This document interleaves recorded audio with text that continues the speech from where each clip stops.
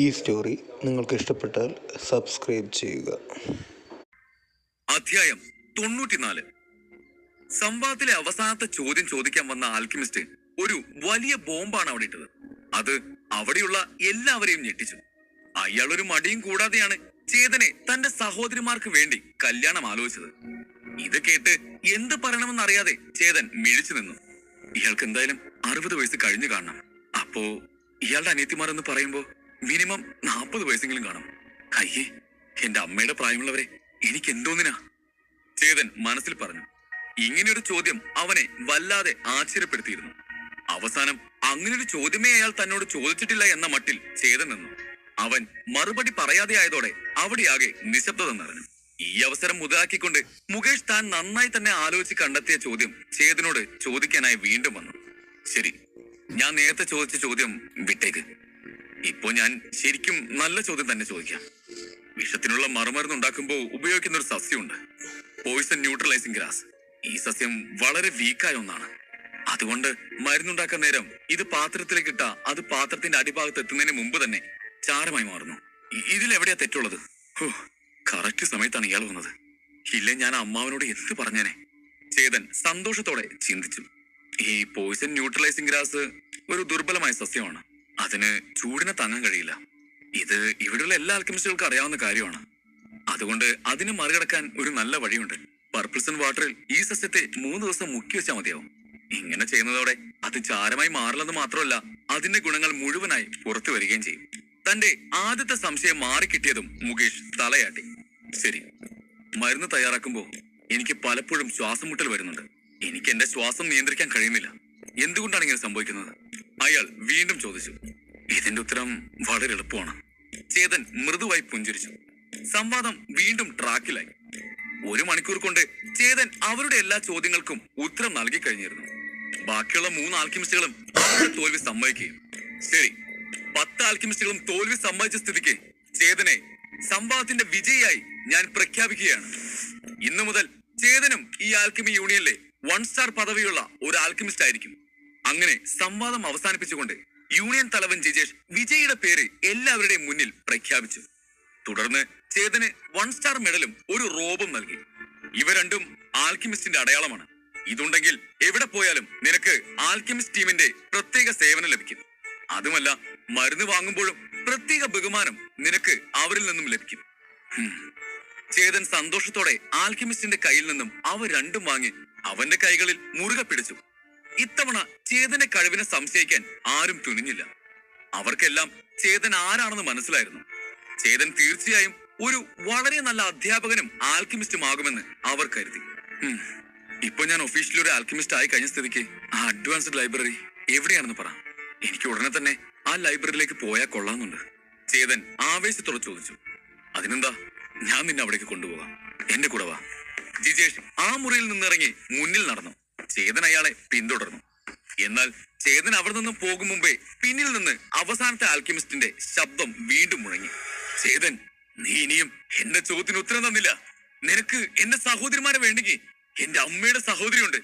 അവർ ഇപ്പോഴും കല്യാണം കഴിച്ചിട്ടില്ല. നിനക്ക് സമ്മതമാണെങ്കിൽ ഞാൻ വിവാഹത്തിനുള്ള ഒരുക്കങ്ങൾ ചെയ്യാം. അയാൾ ചോദിച്ചത് കേട്ടതും ചേതൻ അയാളെ പരിതാപകരമായി നോക്കി. ഇയാളെന്തിനാ എന്റെ അമ്മൂമ്മയാകാൻ പ്രായമുള്ളവരൊക്കെ എന്റെ തല കെട്ടിവെക്കാൻ നോക്കുന്നത്? ചേതൻ അയാളെ നോക്കി പല്ല് കടിച്ചുകൊണ്ട് ചിന്തിച്ചു. എനിക്ക് ഇപ്പൊ തൽക്കാലം പോയിട്ട് വേറെ പണിയുണ്ട്. അത് കഴിയുമ്പോ ഞാൻ സാറിന് നല്ലൊരു ബ്രോക്കറെ കണ്ടെത്തി തരാം. എന്നിട്ട് അയാളോട് പറഞ്ഞാൽ മതി. അയാൾ നിങ്ങളുടെ മുത്തിയുടെ എല്ലാം കിട്ടിക്കാനുള്ള ചെക്കന്മാരെ കണ്ടെത്തി തരും എന്ന് പറഞ്ഞ് ചേതൻ തിരിഞ്ഞു നടന്നു. അത് കേട്ട് അവിടെ ഉണ്ടായിരുന്നവരെല്ലാം കൈകൊട്ടി ചിരിച്ചു. സംഭവം നടന്ന ഹാളിന്റെ അടുത്ത് തന്നെയായിരുന്നു അഡ്വാൻസ്ഡ് ലൈബ്രറിയും ഉണ്ടായിരുന്നത്. അതുകൊണ്ട് കുറച്ച് നടന്നതും അവർ അഡ്വാൻസ്ഡ് ലൈബ്രറിയിലെത്തി. ഈ നാട്ടിലെ ആൽക്കമി യൂണിയനിൽ 10 ഒഫീഷ്യൽ ആൽക്കമിസ്റ്റുകളുണ്ട്. അവരിൽ ഭൂരിഭാഗവും വളരെ ബുദ്ധിമുട്ടുള്ള ഏതെങ്കിലും പ്രശ്നം പരിഹരിക്കേണ്ടി വരുമ്പോൾ മാത്രമാണ് ഈ ലൈബ്രറിയിൽ വരുന്നത്. അതുകൊണ്ട് തന്നെ ഇവിടം സാധാരണയായി വിജനമായിരിക്കും. ലൈബ്രറിയിൽ എപ്പോഴും തിരക്ക് കുറവായിരിക്കും. നീ വായിക്കാൻ ആഗ്രഹിക്കുന്ന പുസ്തകങ്ങൾ നിനക്ക് ഇവിടുന്ന് എടുക്കാം. ലൈബ്രറിയുടെ വാതിൽ തുറന്ന് അകത്തേക്ക് കയറുന്നതിനിടയിൽ ജിജേഷ് ചേതനോട് പറഞ്ഞു. ചേതൻ അത് കേട്ട് തലയാട്ടിയ ശേഷം അകത്തേക്ക് കയറി. ഈ ആൽക്കമി യൂണിയനിൽ അധികം ആൽക്കിമിസ്റ്റുകളൊന്നും ഇല്ലെങ്കിൽ പോലും ഈ ലൈബ്രറി ഈ നാട്ടിലെ ആൽക്കിമിസ്റ്റുകൾക്കായി പ്രത്യേകം സജ്ജീകരിച്ചതാണ്. അതുകൊണ്ട് ഇവിടെ പുസ്തകങ്ങൾക്ക് ക്ഷാമമില്ല. പക്ഷേ ബേസിക് ലൈബ്രറിയിലെ ദശലക്ഷക്കണക്കിന് പുസ്തകങ്ങളുമായി താരതമ്യപ്പെടുത്തുമ്പോൾ ഈ ലൈബ്രറി വളരെ ചെറുതായിരുന്നു. എന്നാൽ ഇവിടെയും 10-20,000 പുസ്തകങ്ങൾ ഉണ്ടായിരുന്നു. എന്ത് വായിക്കണമെന്ന് നീ നോക്കിയെടുക്ക്. എന്തെങ്കിലും ചോദ്യങ്ങളുണ്ടെങ്കിൽ എന്നോട് ചോദിക്കാം. ഞാൻ ആ മുറിയിലുണ്ടാവും. ജിജേഷ് ഒരു മുറി ചൂണ്ടിക്കാട്ടി പറഞ്ഞു. അത് കേട്ട് ശരിയെന്ന് ചേതൻ തലയാട്ടി. എന്നിട്ട് പുഞ്ചിരിച്ചുകൊണ്ട് പറഞ്ഞു, ഞാൻ സാറിനെ ഇനിയും ഒരുപാട് ബുദ്ധിമുട്ടിക്കാൻ സാധ്യതയുണ്ട്. അതുകൊണ്ട് സാറൊന്ന് അഡ്ജസ്റ്റ് ചെയ്യണം. ചേതൻ പറഞ്ഞത് കേട്ടതും ഞാനും നിന്നെ ഒരുപാട് ശല്യപ്പെടുത്താൻ സാധ്യതയുണ്ട്. എനിക്കും നിന്നോട് ഒരുപാട് സംശയങ്ങൾ ചോദിക്കാനുണ്ട്. അതുകൊണ്ട് നീയും എന്നെ അഡ്ജസ്റ്റ് ചെയ്യണം. ജിജേഷ് പുഞ്ചിരിയോടെ പറഞ്ഞു. ജിജേഷിന്റെ വാക്കുകൾ കേട്ട് ചേതൻ ആശയക്കുഴപ്പത്തിലായി. നിനക്ക് ഞാൻ പറഞ്ഞത് മനസ്സിലായെന്ന് തോന്നുന്നു. നീ ഇപ്പൊ ആൽക്കെമിസ്റ്റ് ആണ് ചെയ്തത്. അതുകൊണ്ട് ഭാവിയിൽ എനിക്ക് നിന്റെ ഉപദേശങ്ങൾ വേണ്ട സമയത്ത് ഞാൻ നിന്നെ തേടിയെത്തും. ഇതും പറഞ്ഞ് ജിജേഷ് അവിടെ നിന്നും അപ്പുറത്തെ മുറിയിലേക്ക് പോയി. ചേതന് സ്വന്തമായി മറ്റൊരു ജോലി ഉണ്ടെന്ന് ജിജേഷിന് അറിയാമായിരുന്നു. അതുമല്ല, ഈ അഡ്വാൻസ്ഡ് ലൈബ്രറിയിൽ കയറാൻ അവൻ ഇത്രയൊക്കെ ചെയ്തതിന്റെ പിന്നിലെ കാരണം ആരോടും പറഞ്ഞിരുന്നില്ല. അതുകൊണ്ട് തന്നെ ജിജേഷ് അവിടെ നിന്ന് പോകുന്നതാണ് നല്ലതെന്ന് ചേതന് തോന്നി. അവിടെ വെറുതെ നിന്ന് സമയം കളയാതെ വന്ന കാര്യം ചെയ്തു തീർക്കാനായി ചേതൻ ഒരുങ്ങി. അവൻ ആദ്യത്തെ റാക്കിൽ ചെന്ന് ഒരു പുസ്തകം എടുത്ത് അതിന്റെ പേജുകൾ മറിച്ചു നോക്കാൻ തുടങ്ങി. താൻ അന്വേഷിച്ചു വന്ന ആ പ്രത്യേക പുസ്തകം കണ്ടെത്താൻ അവന് കുറച്ച് സമയം എടുത്തേക്കാം എന്ന് അവൻ മനസ്സിലാക്കി. പിന്നെ എന്തുകൊണ്ട് ആ ലൈബ്രറിയിലെ മുഴുവൻ പുസ്തകങ്ങളും തന്റെ മാന്ത്രിക ലൈബ്രറിയിൽ പകർത്തിക്കൂടാ എന്ന് അവൻ ചിന്തിച്ചു. അങ്ങനെ ചെയ്താ അവനത് ഭാവിയിൽ എളുപ്പത്തിൽ ഉപയോഗിക്കാമല്ലോ. മരുന്നുകളെ കുറിച്ച് അവന് കൂടുതൽ അറിവുണ്ടാവുകയും ചെയ്തു. അവൻ ഓരോ പുസ്തകങ്ങളായി എടുത്ത് പേജുകൾ മറിക്കാൻ തുടങ്ങി. പേജുകൾ മറിക്കുന്ന ശബ്ദം അവിടെ പ്രതിധ്വനിച്ചു. കുറച്ചു നേരം കഴിഞ്ഞപ്പോൾ ചേതനൊരു പുസ്തകം എടുത്തു. അതിന്റെ തലക്കെട്ടും ഉള്ളടക്കവും കണ്ട് അവന്റെ കണ്ണുകൾ വിടർന്നു. ഫൈനലി ഞാൻ തേടി വന്ന പുസ്തകം കിട്ടി. ചേതന്റെ കഠിനാധ്വാനം അവസാനം ഫലം കണ്ടു. അവൻ തിരഞ്ഞു വന്ന ആ പുസ്തകം അവന് കിട്ടി. ശരീരത്തിൽ മറഞ്ഞു കിടക്കുന്ന ശക്തികൾ ഉണർത്താനുള്ള മരുന്നിന്റെ വിവരങ്ങൾ അതിൽ കാണുമെന്ന് വിശ്വസിച്ച് അവൻ പേജുകൾ മറച്ചു. വർഷം 373 ഹർഷവർദ്ധൻ ചക്രവർത്തിയുടെ മകൾ മിത്രവൃന്ദ രാജകുമാരിക്ക് സാറയുടെ ശരീരത്തിന് സമാനമായ ഒരു ശരീരമുണ്ടായിരുന്നു. അവളുടെ ഊർജം ഉണർത്താൻ അവൾ ഒരു ലെവൽ 3 ഗുളിക കഴിച്ചു. Goddess elixir. ചേതന മരുന്നിന്റെ പേര് വായിച്ചു. അത് കണ്ട് അവന്റെ കണ്ണുകൾ വിടർന്നു. മറ്റൊരു പേജിൽ രാജവംശത്തെ പുനരുജ്ജീവിപ്പിക്കാനുള്ള വഴി കണ്ട് അവൻ അതും വായിച്ചു. വർഷം 126 ജീവിച്ചിരുന്ന ഒരു മനുഷ്യന് രാജരക്തമുണ്ടായിരുന്നു. എന്നാൽ മരുന്നുകൾ കഴിച്ചിട്ടും അയാൾക്കത് ഉണർത്താൻ കഴിഞ്ഞില്ല. അതേസമയം ഒരു ഭീമാകാരനായ കാണ്ടാമൃഗത്തിന്റെ രക്തം തന്റെ ശരീരമാകെ പുരട്ടിയതും അയാൾക്ക് ആ ശക്തിയെ ഉണർത്താൻ കഴിഞ്ഞു. പക്ഷേ ഈ വഴി വിജയിക്കാനുള്ള സാധ്യതകൾ കുറവാണ്. ചേതൻ ആ പുസ്തകത്തിൽ വായിച്ചു. ഇതേ ശക്തിയെ ഉണർത്താൻ മറ്റൊരു വഴിയും അവൻ വേറെ ഒരു പുസ്തകത്തിൽ വായിച്ചിരുന്നു. ഇനി ഇതിലേത് ശരി ഏത് തെറ്റെന്ന് കണ്ടെത്തണം എന്ന് വിചാരിച്ച് ചേതൻ പുസ്തകത്തിൽ കണ്ട വിവരങ്ങൾ ഒരു കടലാസിലേക്ക് എഴുതി. എന്നിട്ട് ഈ വിവരങ്ങൾ അതിൽ നിന്നും വായിച്ചതും അത് അങ്ങനെ തന്നെ അവന്റെ മനസ്സിലെ മാന്ത്രിക ലൈബ്രറിയിൽ പതിഞ്ഞു. പ്യുവർ ഫെമിനിൻ ഓറയുള്ള സ്ത്രീകളുടെ ശരീരത്തെ ഉണർത്താൻ ഗോഡസ് എലിക്സർ എന്ന മരുന്ന് കൊണ്ട് സാധിക്കും. ഈ രീതിയുടെ പോരായ്മകൾ, ഈ രീതി 10% ആളുകൾക്ക് മാത്രമേ പ്രവർത്തിക്കൂ. ചിലപ്പോ ഇത് പൂർണ്ണമായും പ്രവർത്തിക്കില്ല. ഒരാളുടെ ശക്തിയുടെ 10-20% മാത്രം ശക്തിയെ ഇതുകൊണ്ട് ഉണർത്താൻ കഴിയും. കാണ്ടാമൃഗത്തിന്റെ രക്തത്തിന് രാജരക്തത്തെ ഉണർത്താൻ കഴിയും.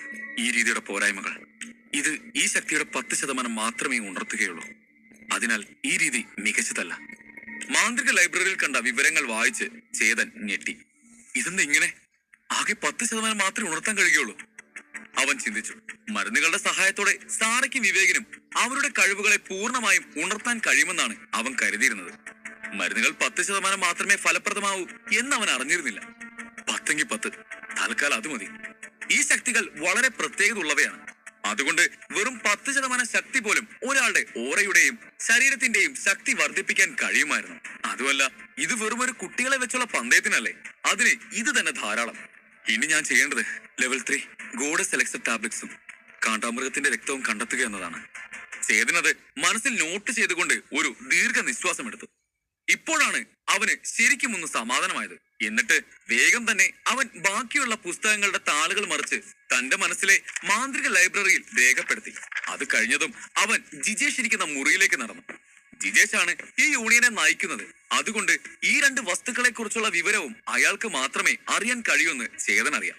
ഇവിടുത്തെ വിപുലമായ അഡ്വാൻസ്ഡ് ആൻഡ് ബേസിക് ലൈബ്രറികൾ സന്ദർശിച്ച ശേഷം മേഘയുടെയും ഋഷിയുടെയും ഫൈറ്റിംഗ് സ്കിൽസ് മെച്ചപ്പെടുത്താൻ എന്താണ് ചെയ്യേണ്ടതെന്ന് ചേതന് ഒരു ധാരണയുണ്ടായിരുന്നു. അവർക്ക് വേണ്ട മരുന്നുകളും ബാക്കി 2 വസ്തുക്കളുടെ കൂടെ തന്നെ വാങ്ങാൻ അവൻ തീരുമാനിച്ചു. ചേതാ, എന്തു പറ്റി? സാറിനോട് ക്ഷമിക്കണം. ഞാൻ നേരത്തെ പറഞ്ഞതുപോലെ സാറിനെ ശല്യം ചെയ്യാനായി വന്നതാണ്. ചേതൻ മെല്ലെ ചിരിച്ചുകൊണ്ട് പറഞ്ഞു. എന്തായാലും തന്റെ കയ്യിൽ സമയം കുറവായതിനാൽ വെറുതെ സമയം കളയാതെ അവൻ എന്തിനാണ് അവിടെ വന്നതെന്ന് വിശദീകരിച്ചു. എനിക്ക് കുറച്ച് കാര്യങ്ങൾ ആവശ്യമായിരുന്നു. അതിന് എനിക്ക് സാറിന് സഹായം വേണം. ചേതൻ പറഞ്ഞു. ഓ, അത് കുഴപ്പമില്ല. നിനക്ക് എന്താണ് വേണ്ടതെന്ന് പറയും. ഇവിടെ അവ ഉണ്ടെങ്കിൽ നിനക്ക് അതെടുക്കാം. ജിജേഷ് ചിരിച്ചുകൊണ്ട് പറഞ്ഞു. എനിക്ക് ഒരു ഗോഡ് സെലക്സർ ടാബ്ലറ്റ് വേണം. പിന്നെ ഒരു പൾസ് പിൽ, ഒരു കുപ്പി കാണ്ടാമൃഗത്തിന്റെ രക്തം, പിന്നെ ശരീരത്തിന് ഒരു കുപ്പി ഊർജ്ജവർദ്ധന ലേഹ്യവും. ചേതൻ തന്റെ ലിസ്റ്റ് പറഞ്ഞു. പൾസ് ടാബ്ലറ്റ് ഋഷിക്ക് വേണ്ടിയാണ്. അവൻ തന്റെ ശക്തിയെ കവിയുന്ന പോരാട്ട വിദ്യകൾ പരിശീലിച്ചത് കൊണ്ട് വലതു കൈയിലെ ഞരമ്പുകൾ ദുർബലമായി മാറിയിരുന്നല്ലോ. അവനെ വീണ്ടും സുഖപ്പെടുത്താൻ ഈ പൾസ് ഗുളിക ആവശ്യമായിരുന്നു. പിന്നെ ആ ഊർജ്ജവർദ്ധന ലേഹ്യം അത് മേഘയ്ക്കാണ്. അവളുടെ കാലുകൾ ഇപ്പോഴും പൂർണ്ണമായി സുഖപ്പെട്ടിട്ടില്ല. ഒരു സാധാരണ യോദ്ധാവിനെ പോലെ ഇപ്പോഴും അവൾക്ക് പോരാടാൻ കഴിയില്ല.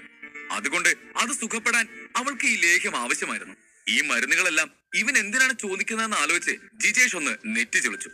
പൾസ് ഗുളികകളും ഊർജ്ജവർദ്ധന ലേഹ്യവും ഇവിടെ സുലഭമായി ലഭിക്കും. അത് കണ്ടെത്താൻ ഞാൻ നിന്നെ സഹായിക്കാം. എന്നാൽ ഗോൾഡ് സെലക്സ് ടാബ്ലറ്റ്സും കാണ്ടാമൃഗത്തിന്റെ രക്തവും ഇവിടെ ഇപ്പൊ ഇല്ല. അത് ഇവിടെ എത്താൻ കുറച്ച് താമസമുണ്ട്. ജിജേഷ് നെറ്റി ചുളിച്ചുകൊണ്ട് പറഞ്ഞു. ചേതൻ തന്റെ അടുത്ത് ഇത്രയും സാധനങ്ങളുടെ ലിസ്റ്റും കൊണ്ടുവരുമെന്ന് ജിജേഷ് കരുതിയിരുന്നില്ല. എന്തിനാണ് അവൻ ഇത്രയധികം കാര്യങ്ങൾ? ജിജേഷ് ആശയക്കുഴപ്പം. അധ്യായം 95. തന്റെ വിദ്യാർത്ഥികളുടെ പ്രശ്നങ്ങൾ പരിഹരിക്കാൻ വലിയൊരു പോരാട്ടത്തിനൊടുവിലാണ് ചേതൻ അവിടെ എത്തിയത്. എന്നാൽ ഇപ്പോൾ ചേതൻ ആവശ്യപ്പെട്ടത് അവിടെ ഇല്ലെന്ന് പറഞ്ഞതും അവനത് അംഗീകരിക്കാൻ കഴിഞ്ഞില്ല. സർ, എന്തായി പറയുന്നത്? എല്ലാം ഇവിടെ കിട്ടുമെന്നാണല്ലോ ഞാൻ കേട്ടത്. ഇപ്പൊ എന്താ ഇങ്ങനെ പറയുന്നത്? അവൻ നെറ്റി ചുളിച്ചുകൊണ്ട് ചോദിച്ചു. തന്റെ കുട്ടികളുടെ പ്രശ്നങ്ങൾക്ക് പരിഹാരം കണ്ടെത്താൻ ചേതൻ കഠിനമായി പരിശ്രമിച്ചു. ഇതിലൂടെ മാത്രമേ തന്റെ വിദ്യാർത്ഥികളുടെ പ്രത്യേകതകൾ പുറത്തു കൊണ്ടുവരാൻ കഴിയുമെന്ന് അവൻ വിശ്വസിച്ചു. ഇപ്പോൾ ഇതൊക്കെ കഴിഞ്ഞിട്ടും അവൻ ആഗ്രഹിച്ചത് കിട്ടിയില്ലെങ്കിൽ അവന് ദേഷ്യം തോന്നുന്നത് സ്വാഭാവികമല്ലേ? ചേതന്റെ ദേഷ്യം മനസ്സിലാക്കാനാവാതെ ജിജേഷ് പതുക്കെ ശബ്ദം താഴ്ത്തി പറഞ്ഞു. നീ ചോദിച്ചതെല്ലാം യൂണിയനിൽ കിട്ടാൻ വളരെ ബുദ്ധിമുട്ടാണ്. പക്ഷേ ഞാൻ ഹെഡ് ക്വാർട്ടേഴ്സിലേക്ക് ഒരു റിക്വസ്റ്റ് അയച്ചാ നീ ചോദിച്ച സാധനങ്ങൾ അവർ നിനക്ക് അയച്ചു തരും. ആത്മവിശ്വാസത്തോടെയുള്ള ജിജേഷിന്റെ വാക്കുകൾ കേട്ട് നന്നായി, ഇപ്പോഴെങ്കിലും ഇത് പറയാൻ തോന്നിയല്ലോ എന്ന് കരുതി ചേതൻ ആശ്വാസത്തിൽ നെടുവേർപ്പെട്ടു. പക്ഷേ ഹെഡ് ക്വാർട്ടേഴ്സ് ഇവിടെ നിന്നും വളരെ ദൂരെയാണ്. ഇതെല്ലാം മറ്റൊരു നാട്ടിലെ ബ്രാഞ്ചിൽ നിന്ന് ഓർഡർ ചെയ്ത് ഇങ്ങോട്ട് അയക്കാൻ ശ്രമിച്ചാലും അത് കുറഞ്ഞത് 10 ദിവസം എടുക്കും. ജിജേഷ് പറഞ്ഞു. എന്ത് 10 ദിവസവും? ചേതന് ഇതിനെക്കുറിച്ചൊന്നും അറിയില്ലായിരുന്നു. അതിനാൽ അവൻ അത് കേട്ട് അല്പം ഞെട്ടി. പിന്നെ ഒന്ന് ചിന്തിച്ചിട്ട് ജിജേഷിനോട് പറഞ്ഞു. കുഴപ്പമില്ല, ഇന്നോട്ട് ഒരു 10 ദിവസം എടുക്കണമെങ്കിൽ കുഴപ്പമില്ല. അതിൽ കൂടാതിരുന്നാ മതി. അതുമല്ല, എന്റെ മുമ്പിൽ ഇതല്ലാതെ വേറെ വഴിയുമില്ല. മത്സരത്തിന് 15 ദിവസങ്ങൾ ബാക്കിയുണ്ടായിരുന്നു. 10 ദിവസം എടുത്താലും ബാക്കിയുള്ള ദിവസങ്ങൾ കൊണ്ട് അവരുടെ ശക്തികളെ അല്പം നിയന്ത്രിക്കാനാകും. പിന്നെ മത്സരത്തിന് മുമ്പ് ചെയ്യേണ്ട ക്രമീകരണങ്ങൾ നേരത്തെ പൂർത്തിയാക്കി വെച്ചാൽ മതിയല്ലോ. അങ്ങനെ ചെയ്താൻ അതിന് സമ്മതം മൂളി. അപ്പോൾ ജിജേഷ് ചിരിച്ചുകൊണ്ട് പറഞ്ഞു. ശരി, ഞാൻ ഉടനെ തന്നെ ഹെഡ് ക്വാർട്ടേഴ്സിലേക്ക് അപേക്ഷ അയക്കാം. നീ ആവശ്യപ്പെട്ടത് 10 ദിവസത്തിനുള്ളിൽ നിനക്ക് ലഭിക്കാനുള്ള തയ്യാറെടുപ്പുകൾ ചെയ്യാം. പിന്നെ പൾസ് പിൽസും ഊർജ്ജവർദ്ധന ലേഖ്യവും നിനക്ക് ഇപ്പോ തന്നെ ഇവിടുന്ന് എടുക്കാം. താങ്ക്സ്. 10 ദിവസത്തിനുള്ളിൽ ബാക്കിയൊക്കെ ഇവിടെ എത്തിക്കാനുള്ള കാര്യം സാർ നോക്ക് എന്ന് പറഞ്ഞ ചേതൻ ജിജേഷിന്റെ അടുത്തേക്ക് ചെന്നു. ഈ 4 മരുന്നുകൾക്കുമായി എത്ര വിലയാകും? ഞാനിപ്പോ തന്നെ പണം കൊടുക്കണോ അതോ? അതുമല്ല, പണം കൊടുത്താൽ ഉടനെ തന്നെ സാധനം കിട്ടും? ചേതൻ ചോദിച്ചു. നേരത്തെ ചില വഴികളിലൂടെ ലഭിച്ച പണമെല്ലാം കൂടി ഇപ്പോൾ ചേതന്റെ കൈവശം ലക്ഷക്കണക്കിന് സ്വർണ്ണ നാണയങ്ങൾ ഉണ്ടായിരുന്നു. അത് വെച്ച് നോക്കുമ്പോ ചേതനെ ഈ നഗരത്തിലെ അതിസമ്പന്നരിൽ ഒരാളായി പോലും കണക്കാക്കാം. അതുകൊണ്ട് തന്നെ പണത്തെക്കുറിച്ച് ഓർത്ത് ചേതൻ വിഷമിച്ചില്ല. വിദ്യാർത്ഥികൾക്ക് വേണ്ടി ഏതറ്റം വരെയും പോകുന്ന ഒരു അധ്യാപകൻ എന്ന നിലയിൽ അവന് മറ്റുള്ളവരുടെ മുമ്പിൽ ഒരു മാതൃകയായി മാറാൻ കഴിയും. പൾസ് ടാബ്ലറ്റ്സും ഊർജ്ജവർദ്ധന ലേഹ്യവും അത്ര ചിലവേറിയതല്ല. അതുകൊണ്ട് രണ്ടിന്റെയും വില ഏകദേശം 50,000 സ്വർണ്ണ നാണയങ്ങളേ ഉള്ളൂ. ജിജേഷ് ഒരു മിനിറ്റ് നിർത്തി കണക്ക് കൂട്ടി. എന്നിട്ട് തുടർന്നു. എന്നാൽ ബാക്കി 2 സാധനങ്ങൾക്കും അല്പം വില കൂടുതലാണ്. ആ ഗോഡ് സെലിക്സർ ലെവൽ 3 ടാബ്ലറ്റ് ആണ്. അതുപോലെ കാട്ടുകാണ്ടാമൃഗം ഒരു പുരാതന മൃഗമാണ്. ഇത് സാധാരണ വന്യമൃഗങ്ങളെക്കാൾ ഒരു ലെവൽ മുകളിലുള്ളതാണ്. അതുകൊണ്ട് ഇവ രണ്ടിനും നല്ല വിലയായിരിക്കും. പക്ഷേ നീ ഇപ്പോ ഒരു ആൽക്കെമിസ്റ്റ് ആയതുകൊണ്ട് നിനക്കത് വില കുറച്ച് ലഭിക്കും. ഇവയെല്ലാം കിഴിവിൽ നിനക്ക് നൽകാനുള്ള ഏർപ്പാട് ഞാൻ ചെയ്യാം. ആ ടാബ്ലറ്റ് തന്നെ 30 ലക്ഷം സ്വർണ്ണ നാണയങ്ങളാണ് വില. പിന്നെ ആ കാണ്ടാമൃഗത്തിന്റെ രക്തത്തിന് 5 ലക്ഷവും. പക്ഷേ നിനക്കത് വില കുറച്ച് 30 ലക്ഷത്തിന് തരാം. ജിജേഷ് കണക്ക് കൂട്ടിക്കൊണ്ട് സംസാരിച്ചു കൊണ്ടിരുന്നു. പെട്ടെന്ന് ചേതന്റെ അനക്കമൊന്നും കേൾക്കാതെയായതും എന്തുകൊണ്ടാണ് ഇവിടെ പെട്ടെന്നൊരു നിശബ്ദത നിറഞ്ഞതെന്നറിയാൻ ജിജേഷ് തല ഉയർത്തി നോക്കി. ചേതൻ തന്റെ അടുത്ത് നിന്ന് മാറി ഒരു 10 മീറ്റർ ദൂരത്തിൽ പോയി നിൽക്കുന്നതാണ് അവൻ കണ്ടത്. എന്താ ചേതാ ഇത്? ഞാൻ ഇവിടെ നീ കേൾക്കുന്നുണ്ട് എന്ന് പറഞ്ഞ് സംസാരിച്ചുകൊണ്ടിരിക്കുമ്പോ നീ നിന്റെ പാട്ടിന് പോകുകയാണോ? ജിജേഷ് അല്പം അനിഷ്ടത്തോടെ പറഞ്ഞു. അതിന് ചേതൻ മറുപടി ഒന്നും പറഞ്ഞില്ല. അവന്റെ വായിൽ നിന്നും ശബ്ദമൊന്നും വരുന്നില്ലായിരുന്നു എന്ന് വേണം പറയാൻ. ചേതനിപ്പോൾ കരയുമെന്ന മട്ടിലായിരുന്നു നിന്നിരുന്നത്. താൻ വാങ്ങാൻ ഉദ്ദേശിച്ചിരുന്ന മരുന്നുകൾക്ക് കൂടിപ്പോയാൽ ഏതാനും 1000 സ്വർണ്ണ നാണയങ്ങൾ ആകുമെന്നാണ് അവൻ കരുതിയിരുന്നത്. ലക്ഷക്കണക്കിന് പണമുള്ളതിനാൽ കുറച്ച് പണം ചെലവഴിച്ചാലും കുഴപ്പമില്ലെന്ന് അവൻ കരുതി. പക്ഷെ ഈ 4 പച്ചമരുന്നുകൾ തന്നെ ദാരിദ്ര്യത്തിന്റെ വക്കിലെത്തിക്കുമെന്ന് അവൻ സ്വപ്നത്തിൽ പോലും കരുതിയിരുന്നില്ല. ഈ 30 ലക്ഷം അവൻ എവിടെ നിന്നുണ്ടാക്കും? ഒരു പണം കായ്ക്കുന്ന മരമുണ്ടായിരുന്നെങ്കിൽ അവൻ അതിൽ നിന്നും പറിച്ചെടുക്കാമായിരുന്നു. അതുമല്ല, ചേതൻ ജീവിതകാലം മുഴുവൻ പണിയെടുത്താലും അവൻ ഇത്രയും പണം സമ്പാദിക്കുന്നത് കഠിനമായിരിക്കും. അതുമല്ല, എങ്ങനെയെങ്കിലും അവൻ ഇത്രയും പണം സമ്പാദിച്ചു എന്ന് തന്നെ ഇരിക്കട്ടെ, ആ പണമെല്ലാം കൊടുത്ത് ഈ മരുന്ന് വാങ്ങാൻ ചേതന് എങ്ങനെ മനസ്സ് വരും? ചേതന്റെ കണ്ണുകൾ ഇപ്പോൾ നിറഞ്ഞൊഴുകും എന്ന മട്ടിലാണ്. ഇങ്ങനെയും ഒരു മരുന്നിന് വിലയിടാൻ പാടുണ്ടോ എന്ന ചിന്തയിലായിരുന്നു അവൻ. ഇതിപ്പോ തന്റെ വിദ്യാർത്ഥികളുടെ ഭാവിയെ കുറിച്ച് ഓർത്തോർത്ത് ചേതന്റെ ഭാവി കഷ്ടത്തിലാകുമെന്ന അവസ്ഥയാണ്. ഇവിടെ ഇപ്പൊ എന്താ സംഭവിക്കുന്നതെന്നൊന്നും മനസ്സിലാവുന്നില്ലല്ലോ. ഇത് ഇയാൾ ശരിക്കും പറഞ്ഞതാണോ അതോ എന്നെ പറ്റിക്കാൻ നോക്കുന്നതാണോ? ഒന്ന് ചിന്തിക്കുക പോലും ചെയ്യാതെ ഇയാൾ എത്ര ക്രൂരമായാണ് ഇത്ര വലിയ തുക നിസ്സാരമായി പറയുന്നത്. എന്നെ കണ്ടിട്ട് ഞാൻ അത്ര റിച്ചായിട്ട് തോന്നുന്നുണ്ടോ ഇയാൾക്ക്? ചേതൻ ആശയക്കുഴപ്പത്തോടെ ചിന്തിച്ചു. ചേതന് ചെയ്താൽ മാരേജ് സ്കൂളിൽ അവന്റെ ഇമേജ് ഉയരും എന്നുറപ്പാണ്. പക്ഷേ അതിന് ചേതൻ കൊടുക്കേണ്ട വില വളരെ വലുതാണ്. ഞാൻ വെറുതെ എടുത്തു ചാടി ഇങ്ങോട്ട് വന്നതുപോലെ വെറുതെ ഹീറോ കളിച്ച് പാപ്പറാകുന്നതിന് ഭേദം 0 ആയിരിക്കുന്നതാണ്. ചേതൻ വിഷമത്തോടെ ചിന്തിച്ചു. എന്നാൽ ചേതന്റെ ഇപ്പോഴത്തെ ഏറ്റവും വലിയ തലവേദനകളൊന്ന് ശ്യാമിന്റെ വെല്ലുവിളിയാണ്. ഒന്നും ആലോചിക്കാതെ വിദ്യാർത്ഥികൾക്ക് മുന്നിൽ വെച്ച് കുറെ ബിൽഡപ്പ് ഇട്ട് വെല്ലുവിളി ഏറ്റെടുത്തതാണ്. ഇനി അതിൽ നിന്നും ഊരി പോരാനും പറ്റില്ല. മാന്ത്രിക ലൈബ്രറി ആശ്രയിച്ചുകൊണ്ട് അവൻ ഒന്നും ചിന്തിക്കാതെ കണ്ണുമടച്ച് സമ്മതിച്ചതാണ്. എന്നാൽ ഇപ്പോ എല്ലാം തകിടം മറിഞ്ഞതായി അവന് മനസ്സിലായി. ചേതന്റെ കയ്യിൽ അത്രയും പണമില്ല. എന്തിന്, അതിന്റെ പകുതി പോലും അവന്റെ അടുത്ത് എടുക്കാനില്ല. അതുകൊണ്ട് തന്നെ ഇവ തനിക്ക് വാങ്ങാൻ കഴിയില്ലെന്ന് ചേതൻ ഉറപ്പായിരുന്നു. എങ്കിലും ഇവിടെ എത്തിച്ചേരാൻ ചേതൻ ഒരുപാട് കഷ്ടപ്പെട്ടതാണ്. ആദ്യം അസിസ്റ്റന്റ് ആകാനായി എക്സാം എഴുതി, പിന്നെ സംവാദം നടത്തി. ഇതെല്ലാം ഈ മരുന്നുകൾക്ക് വേണ്ടി മാത്രമായിരുന്നു അവൻ ചെയ്തത്. അപ്പോ ഒരു നിമിഷം കൊണ്ട് എങ്ങനെയെല്ലാം ഇട്ടെറിഞ്ഞു പോകാൻ കഴിയും? ഒന്നും ചെയ്യാതെ പരാജയം എങ്ങനെ അംഗീകരിക്കും? അതും കൂടാതെ അവൻ സാറയോട് ഇന്നലെ പല കാര്യങ്ങളും പറഞ്ഞ് അവൾക്ക് പ്രതീക്ഷ നൽകിയതാണ്. അവളിലൂടെ മറ്റ് വിദ്യാർത്ഥികളും ഇത് അറിഞ്ഞിട്ടുണ്ടാവും. അതുകൊണ്ട് ചേതൻ ഏതെങ്കിലും വിധത്തിൽ അവരെ സഹായിക്കുമെന്ന് അവർ പ്രതീക്ഷിക്കുന്നുണ്ടാവും. ഈ മരുന്നുകൾ വാങ്ങാതെ പോരാനായി ചേതൻ ചിന്തിച്ചതും അവന്റെ ഉള്ളിൽ വലിയ ഡിബേറ്റ് തന്നെ ഉണ്ടായി. വലിയ സ്വപ്നങ്ങളുമായി വന്നിട്ട് ഒടുവിൽ വെറും കൈയോടെ തിരികെ പോകേണ്ടി വരുന്നതോർത്ത് അവന്റെ ഹൃദയം പിടഞ്ഞു. ഇനി താൻ എങ്ങനെ വിദ്യാർത്ഥികളുടെ മുഖത്ത് നോക്കും? ഇതിന് വില കൂടുതലാണെന്ന് കരുതി എനിക്കിത് ഉപേക്ഷിക്കാൻ കഴിയില്ല. തോൽവി സമ്മതിക്കുന്നത് എന്റെ ഡിക്ഷണറി ഇല്ലാത്ത കാര്യമാണ്. ചേതൻ മനോധൈര്യം വീണ്ടെടുക്കാൻ ശ്രമിച്ചുകൊണ്ട് പറഞ്ഞു. ചേതൻ ഇപ്പോ ശരിക്കും കൈ ഒഴിഞ്ഞാൽ മേഘയ്ക്കും മറ്റ് വിദ്യാർത്ഥികൾക്കും അവരുടെ ശക്തികൾ മെച്ചപ്പെടുത്താൻ കഴിയില്ല. സാറയുടെയും വിവേകിന്റെയും ഉള്ളിലുള്ള ശക്തികൾ ഉണർത്താൻ കഴിയില്ല. ഇപ്പോൾ ഇത് വേണ്ടെന്ന് വെച്ച 15 ദിവസത്തിന് ശേഷം നടക്കുന്ന മത്സരത്തിൽ വിജയിക്കുക എന്ന സ്വപ്നമായി തന്നെ അവശേഷിക്കും. I am not gonna give up. Chetan നിശ്ചയദാർഢ്യത്തോടെ ചിന്തിച്ചു. എല്ലാത്തിനുമുപരി ചേതൻ ഒരു അധ്യാപകനാണ്. വിദ്യാർത്ഥികളെ ശരിയായ പാതയിൽ നയിക്കുക എന്നതാണ് അദ്ദേഹത്തിന്റെ ജോലി. ഒരു അധ്യാപകൻ എന്ന നിലയിൽ അവരെ മുന്നോട്ട് കൊണ്ടുപോകുന്നതും പുരോഗതിയിലേക്ക് എത്തിക്കുന്നതും അവന്റെ ഉത്തരവാദിത്തമാണ്. ചേതനിതങ്ങനെ വിടാൻ കഴിയില്ല. അവന്റെ മനസ്സ് ഒരു അധ്യാപകന്റേതായി കഴിഞ്ഞിരുന്നു, അതും ഒരു മികച്ച അധ്യാപകന്റേത്. അതിനാൽ തന്റെ കുട്ടികളുടെ ഉത്തരവാദിത്തം പൂർണ്ണമായും ഏറ്റെടുക്കേണ്ട അവസ്ഥയിലായിരുന്നു ചേതൻ. പണമില്ലെങ്കിൽ വേറെ എന്തെല്ലാം വഴികളിലൂടെ പണം സമ്പാദിക്കാം എന്നോർത്ത് ചേതൻ ജിജേഷിന് നേരെ തിരിഞ്ഞു. ജിജേഷ് സാർ, ഞാനിതിന്റെ പണം തവണകളെ അടച്ചാൽ മതിയോ? ഇല്ല ചേതാ, അതിവിടെ നടക്കില്ല. ജിജേഷ് വിലങ്ങനെ തലയാട്ടി. നമ്മുടെ ഡിപ്പാർട്ട്മെന്റിൽ ആരും ലെവൽ 3 ടാബ്ലറ്റ്സ് നിർമ്മിക്കുന്നില്ല. ഈ ടാബ്ലറ്റ്സ് ഹെഡ് ക്വാർട്ടേഴ്സിൽ നിന്ന് വാങ്ങേണ്ടി വരും. അതുകൊണ്ട് നിനക്കിത് തവണകളായി അടയ്ക്കാൻ കഴിയില്ല, ജിജേഷ് പറഞ്ഞു.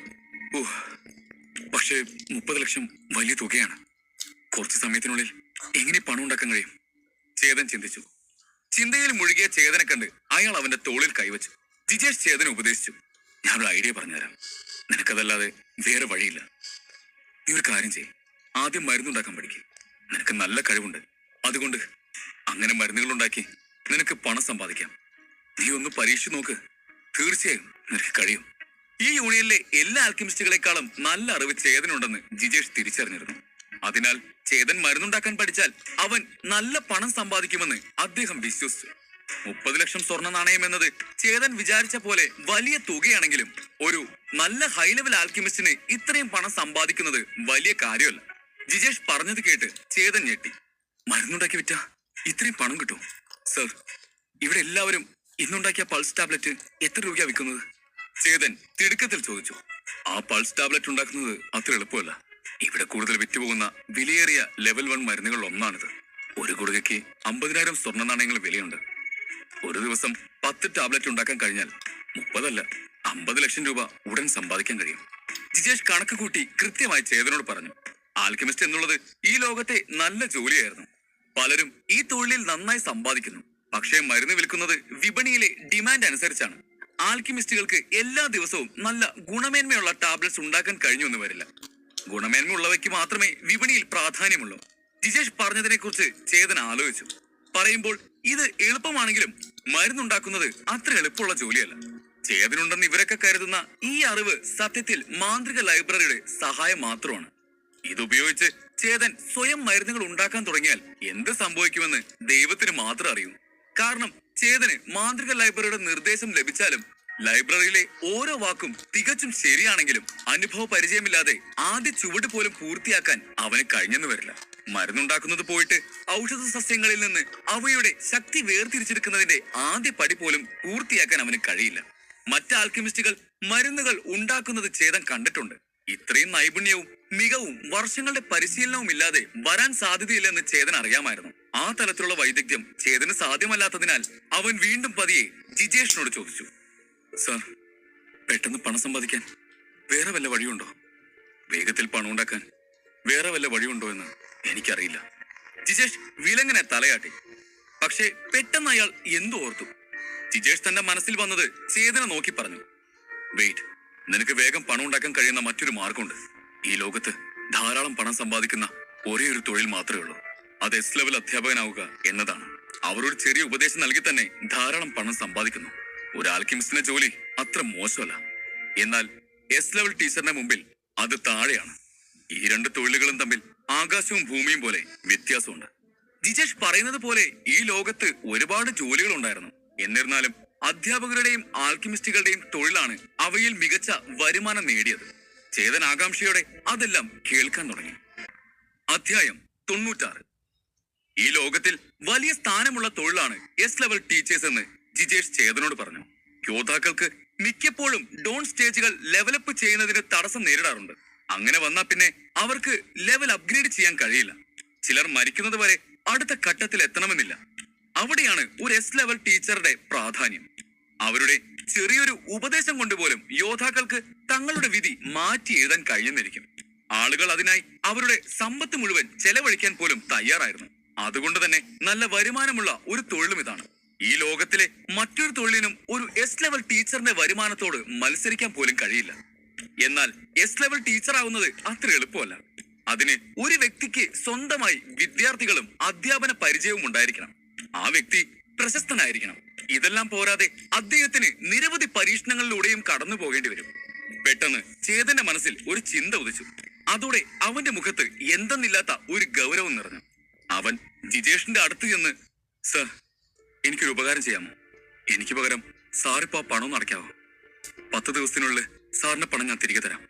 ഇതെന്റെ വാക്കാണ്. അതൊരിക്കലും ഞാൻ തെറ്റിക്കില്ല. ചേതൻ എന്ത് മനസ്സിൽ കണ്ടാണ് തന്നോട് ഈ ആവശ്യം മുന്നോട്ട് വെച്ചതെന്ന് ജിജേഷിന് അറിയില്ലെങ്കിലും അയാൾ കൂടുതലൊന്നും ആലോചിക്കാതെ ശരി എന്ന് തലയാട്ടി. ചേതന്റെ മുഖത്ത് ഗൗരവം കണ്ട് അവൻ ഈ കാര്യത്തിൽ സീരിയസ് ആണെന്ന് മനസ്സിലാക്കിയാണ് ജിജേഷ് സമ്മതം മൂളിയത്. Thank you so much sir. ഈ ഒരു ഹെൽപ്പ് ഞാൻ ഒരിക്കലും മറക്കില്ല. ചേതൻ സന്തോഷത്തോടെ അയാളോട് നന്ദി പറഞ്ഞ് അവിടെ നിന്നും പോവാനിറങ്ങി. അപ്പൊ ശരി, നമുക്ക് വീണ്ടും കാണാം. ജിജേഷ് ചേതനെ നോക്കി പുഞ്ചിരിച്ചുകൊണ്ട് പറഞ്ഞു.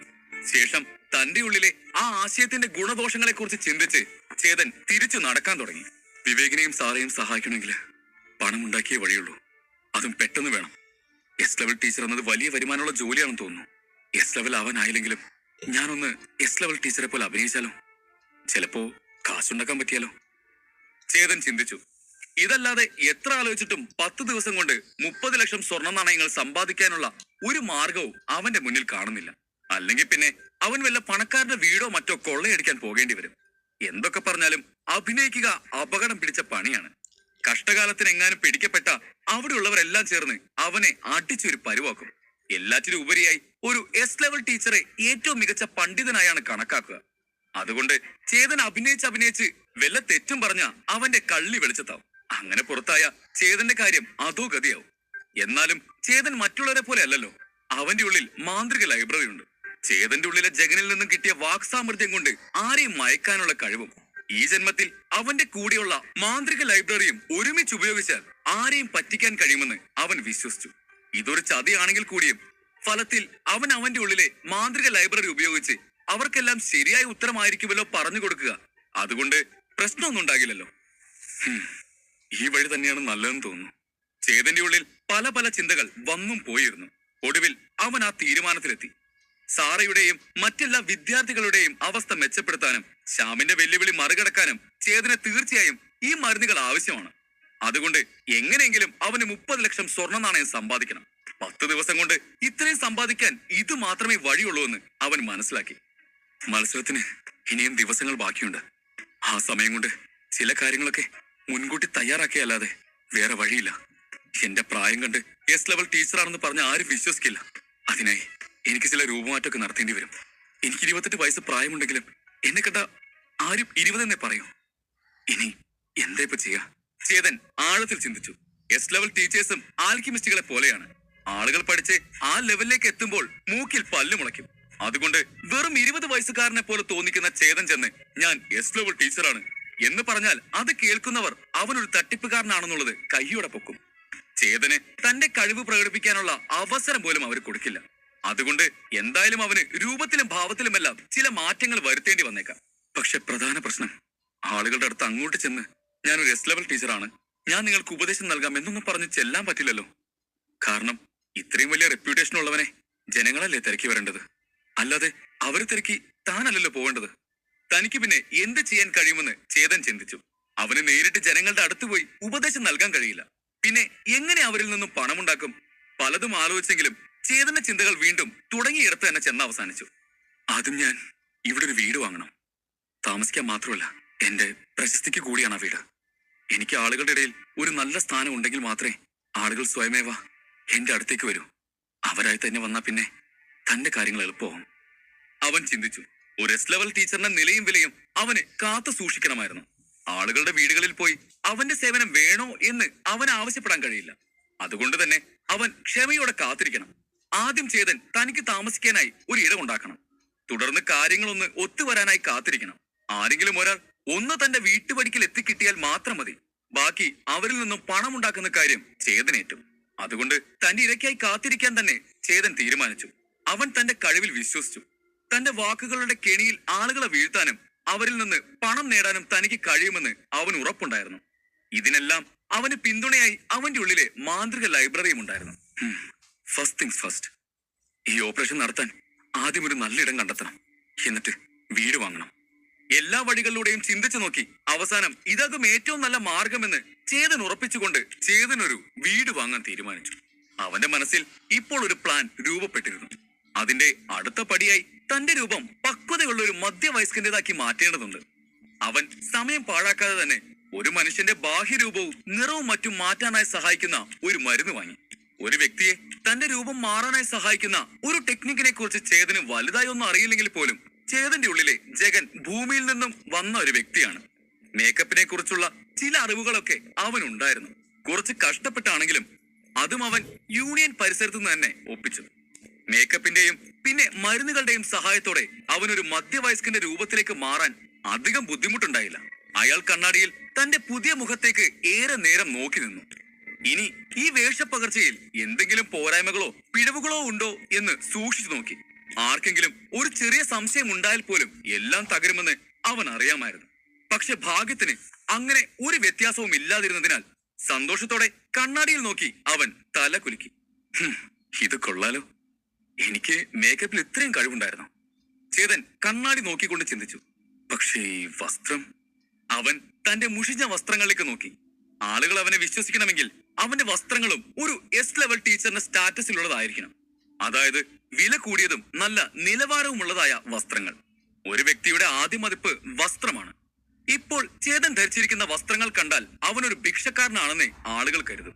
അതുകൊണ്ട് ആദ്യം ഒരു നല്ല വസ്ത്രം വാങ്ങി ധരിക്കണമെന്ന് കരുതി ചേതൻ ആൽക്കമി യൂണിയന്റെ കെട്ടിടത്ത് നിന്ന് പുറത്തേക്കിറങ്ങി മുന്നോട്ടുള്ള വഴിയിലൂടെ നടന്നു. അധികം വൈകാതെ തന്നെ അവൻ ഒരു തുണിക്കട കണ്ടു. ആഹാ, ഇതൊക്കെയാണ് ടൈമിങ്. ചേതൻ തന്റെ നേരെ കാണുന്ന കട നോക്കി ചിന്തിച്ചു. അവൻ വേഗം ആ കടയുടെ അകത്തേക്ക് കയറി. കുറച്ച് സമയങ്ങൾക്കുള്ളിൽ തന്നെ വില കൂടിയ വസ്ത്രങ്ങളിൽ ഒരു പുതിയ വ്യക്തിയായി അവൻ പുറത്തേക്ക് വന്നു. തന്റെ രൂപം കണ്ട് തന്റെ സ്ഥാനത്ത് മറ്റാരോ നിൽക്കുന്നത് പോലെയാണ് അവന് പോലും തോന്നിയത്. ബ്രോക്കേഡ് കൊണ്ടുള്ള തൊപ്പിയും കമ്പിളിയുടെ കോട്ടും ധരിച്ച ചേതൻ ഒരു ധനികനെ പോലെ കാണപ്പെട്ടു. 20,000 രൂപയ്ക്കാണ് അവൻ ഈ വസ്ത്രങ്ങൾ വാങ്ങിയത്. വസ്ത്രങ്ങൾക്കായി മാത്രം ഇത്രയധികം പണം ചെലവഴിച്ചതിൽ അവന് ചെറിയൊരു വിഷമം തോന്നിയെങ്കിലും ഇതിനു വേണ്ടി ഞാൻ ചെലവഴിച്ച പണം ഒരു ഇൻവെസ്റ്റ്മെന്റ് ആയി കണ്ട് വിട്ടുകളഞ്ഞേക്കാം എന്ന് സ്വയം പറഞ്ഞ് അവൻ സമാധാനിച്ചു.